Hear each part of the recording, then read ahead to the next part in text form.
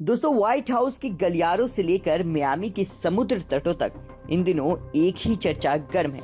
क्या वेनेजुएला और ईरान के बाद अब क्यूबा की बारी है?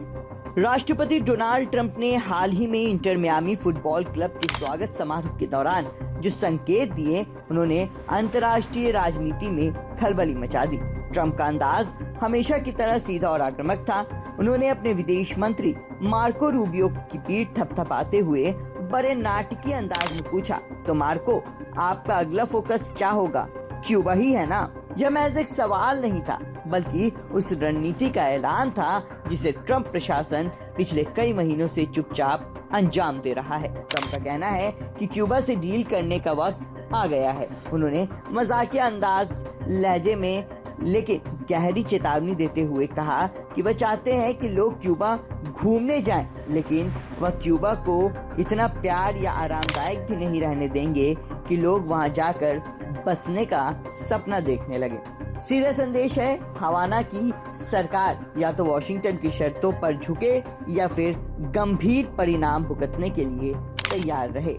इस पूरे विवाद की जड़ में है तेल और सत्ता।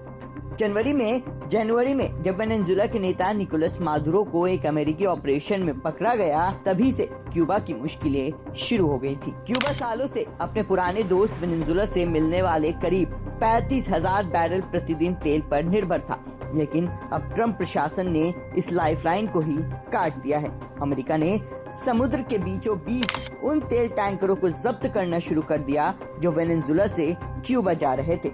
नतीजा यह है कि क्यूबा में बिजली का संकट गहरा गया है और ईंधन की किल्लत से आम जनजीवन बेहाल है। ट्रंप प्रशासन का मानना है कि जब तक क्यूबा की आर्थिक रीढ़ नहीं टूटेगी, तब तक वहां की सत्ता में बदलाव मुमकिन नहीं है। दूसरी तरफ क्यूबा के राष्ट्रपति मिगेल डियाज कनेल ने झुकने की बजाय अपनी आवाज बुलंद की है। उन्होंने ट्रंप के इस कदमों को अमानवीय करार देते हुए कहा कि जो लोग इंसानी जिंदगी को कारोबार समझते हैं, उन्हें क्यूबा पर उंगली उठाने का कोई नैतिक हक नहीं है। उन्होंने साफ किया कि क्यूबा अपनी क्रांति और अपनी रणनीतिक मॉडल से समझौता नहीं करेगा। क्यूबा का तर्क सीधा है, उनके देश की आर्थिक बदहाली का कारण उनका सिस्टम नहीं, बल्कि पिछले 60 सालों से अमेरिका द्वारा लगाया गया कड़ा प्रतिबंध है, जो अब दम घोटने वाली हद तक पहुंच गया है। अब थोड़ा क्यूबा का इतिहास जान लेते हैं। साल 1959 में जब फिदेल कास्ट्रो ने सत्ता संभाली, तब से अमेरिका और क्यूबा के बीच का रिश्ता हमेशा तल्ख रहा है।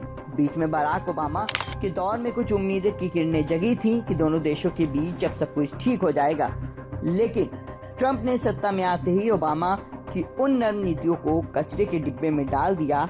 उन्होंने क्यूबा को दोबारा आतंकवाद का मददगार घोषित कर दिया। अब सवाल यह है कि ट्रंप का यह आर्थिक दबाव क्यूबा में क्या कोई बड़ा बदलाव ला पाएगा, या फिर 6 दशकों से अमेरिकी पाबंदियों को झेल रहा ये छोटा सा देश एक बार फिर दुनिया को हैरान कर देगा।